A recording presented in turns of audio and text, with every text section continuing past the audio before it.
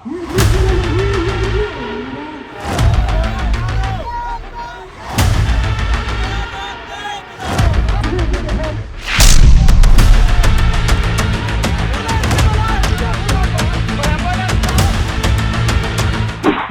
অবস্থা। মানে আপনি যদি ছবিগুলো দেখেন শিউরে উঠবে, এভাবে নির্বিচারে গুলি চালানো সম্ভব? আরে সাধারণ মানুষ নিরহ, তাদের হাতে অস্ত্র নেই, আম আদমি, তারা রাস্তায় নেমেছেন, তাদের মধ্যে ক্ষোভ আছে, সেই ক্ষোভ ঠেকানোর জন্য এই ভয়ঙ্করভাবে গুলি চালানো যায়, এইভাবে মেরে ফেলা যায়। এখনো পর্যন্ত ৪৫ জনের উপর মারা গেছে, ২০০ জনের উপর আহত, হাসপাতালে ভর্তি। হয়তো সম্ভব, পৃথিবীর একটা দেশে এরকম সম্ভব যদি দেশটার নাম পাকিস্তান হয়, আর জায়গাটা ভারতের থেকে ছিনিয়ে নেওয়া একটা জায়গা, পাক অধিকৃত কাশ্মীর। সেই পাক অধিকৃত কাশ্মীরে পরিস্থিতি এতটাই নারকীয় এবং যেভাবে নির্বিচারে গুলি চালিয়েছে পাকিস্তান সেনা এবং পুলিশ, সেখানে তো যারা বিদেশি যারা আছেন, বিদেশি পর্যটকরা, তারা যাতে দ্রুত সেখান থেকে চলে যান তার জন্য অ্যাডভাইজারি জারি করা হয়েছে, জরুরি নির্দেশিকা দেওয়া হয়েছে, যে কোনো মূল্যে যত দ্রুত সম্ভব ব্রিটেন বা আমেরিকা বা কানাডার মতো দেশের যারা পর্যটকরা সেখানে রয়েছেন তারা যাতে সেখান থেকে সরে যান। তার কারণ তারা বুঝতে পারছেন যে পরিস্থিতি তৈরি হয়েছে, পুলিশ বা সেনা যখন গুলি চালাচ্ছে সামনে কে আছে দেখছে না, বাচ্চা, বুড়ো, মহিলা, যাকে পারছে গুলি করে শেষ করে দিচ্ছে। এতটা বেপরোয়া কেন? পিছনে কারণ আছে। এক তো খাতায় কলমে একটা জায়গা দখল করে নেওয়ার পরও পাকিস্তান আজও পিওকের মন দখল করতে পারেনি। পাক অধিকৃত কাশ্মীরের মন এখনো ভারতীয়, পাকিস্তান তাদের মন দখল করতে পারেনি। তো মন দখলের হাজার চেষ্টা হয়েছে এতদিন ধরে, এত বছর ধরে, তারপরে সেনার শাসন এছাড়া আর কোনো উপায় না দেখে সেই কাজই করছে। গণতন্ত্র, পুরো পাকিস্তানে গণতন্ত্র আছে বলে কেউ বিশ্বাস করেন না, সেনার শাসনই আছে। সেখানে পাক অকুপায়েড কাশ্মীরে গণতন্ত্রের আশা কেউ করেন না।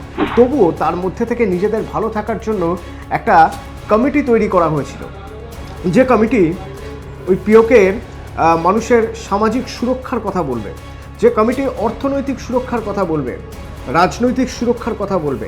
মানুষের কোনো সমস্যা হলে, বিপদ আপদ হলে তারা সেনার কাছে যায় না, কারণ জানে পাকিস্তান সেনা কোনো কিছু করতে পারবে না, মানুষ বলেই মনে করে না তাদের। তো তার জন্য তারা এই কমিটির কাছে যাবে। এই কমিটি কি? Joint Awami action committee.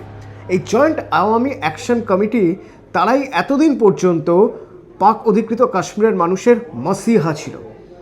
যে কোনো বিপদে আপদে, যে কোনো সমস্যা হলে কোথায় যেত তারা?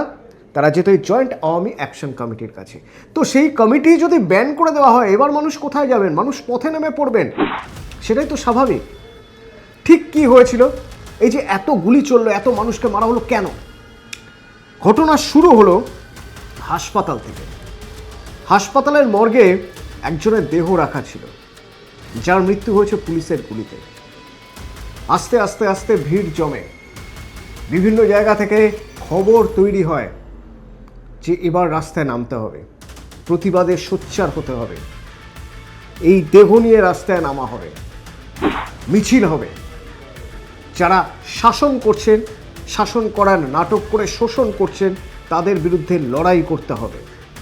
তো সেই লড়াই থামানোর জন্য, সেই লড়াই যাতে কোনোভাবেই রাজপথে না চলে যায়, তার জন্য আগে থেকেই শুরু হয়ে গেল হাসপাতালের সামনে গুলি। কিছু মানুষ জড়ো হয়েছে, গুলি। যারা যারা আসছে তাদের দেখে গুলি। ওই যে বললাম, অন্তত পক্ষে 40 থেকে 45 জন সাধারণ আম আদমি, নিরস্ত্র মানুষ মারা গেছেন এই গুলিতে। 200 থেকে 300 জন জখম, হাসপাতালে ভর্তি। কারা করলো? একটা দেশের সেনা, পুলিশ নির্বিচারে নিরীহ মানুষের উপর গুলি চালালো।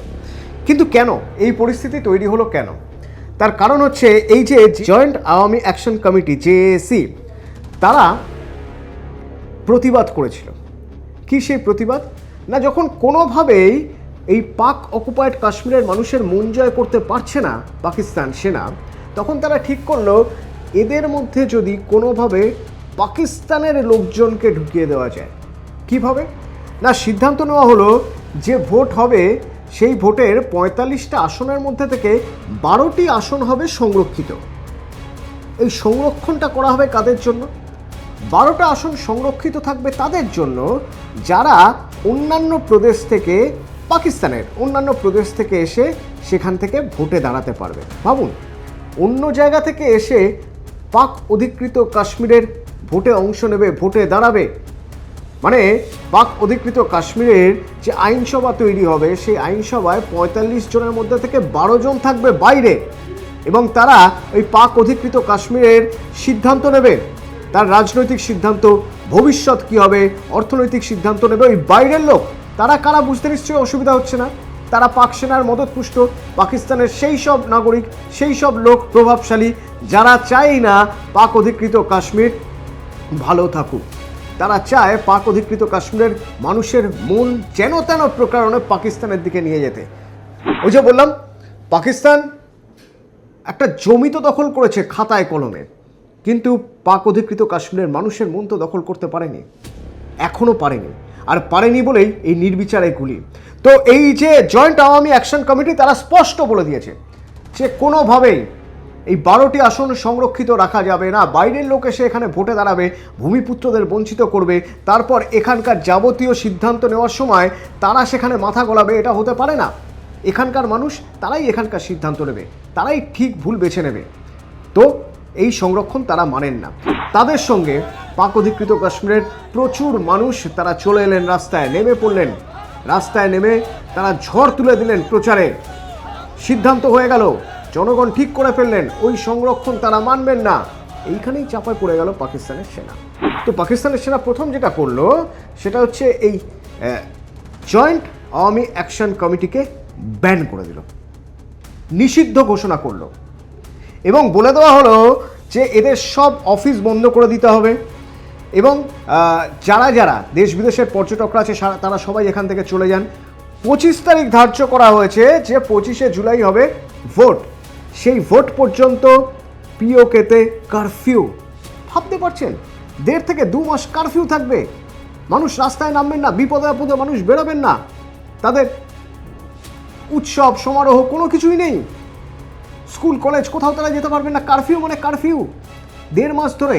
মানে একটা জায়গাকে শাসন করতে না পেরে সেই জায়গার যাবতীয়, মানে সেই জায়গার মানুষের যাবতীয় নাগরিক অধিকার ছিনিয়ে নেওয়াটাই তো এই 144 ধারা জারি করা। এতদিন ধরে কারফিউ রাখা, 1.5 মাসের উপর কারফিউ জারি করা হলো। ইন্টারনেট পরিষেবা বন্ধ করে দেওয়া হলো। অর্থাৎ সারা পৃথিবী থেকে যোগাযোগ বিচ্ছিন্ন হয়ে গেল একরকম, মোবাইল ইন্টারনেট পরিষেবা বন্ধ। তাহলে একবার ভাবুন সেখানে কি হচ্ছে। না তো বাইরের মানুষ খবর পাবে, না বাইরের কোনো খবর সেখানে আসবে। এই রকম একটা জায়গায়, মানে একটা আইল্যান্ডের মতো করে রেখে দেওয়া হয়েছে মানুষকে। মানুষ তো রাস্তায় নামবেনি। তার প্রতিবাদ করেছিলেন একজন, তাকে মেরে মর্গে ঢুকিয়ে দেওয়া হয়েছে। পরের দিন সিদ্ধান্ত হলো ওই মর্গ থেকে দেহ নিয়ে বেরিয়ে রাস্তায় প্রতিবাদ হবে। এবার সেনা ভয় পেয়ে গিয়ে গুলি চালানো শুরু করলো। আর তারই ফল, পাক অধিকৃত কাশ্মীরে এখনও পর্যন্ত 40 থেকে 45 জনের মৃত্যু হয়েছে পুলিশের গুলিতে, এবং 200 থেকে 300 জন আহত। সংখ্যা আরও বাড়বে বলে আশঙ্কা করা হচ্ছে, এবং অন্যান্য দেশ তাদের পর্যটকদের সরে যেতে বলেছে। ভারত কড়া নজর রাখছে। মানবাধিকার লঙ্ঘন যা করেছে তা নৃশংস ঘটনা। ভারত মনে করছে এই নৃশংস ঘটনা পাকিস্তানের করা উচিত হয়নি কোনোভাবেই, মানবাধিকার লঙ্ঘন হয়েছে। কিন্তু ওই যে পাকিস্তান শুধু সেনার কথা শোনে, আর সেনা যা ভাববে সেটাই ঠিক। আর সেই জন্যই বন্দুকের নলের সামনে মানুষের মন জয়ের চেষ্টা করা হয়েছে পাক অধিকৃত কাশ্মীরে।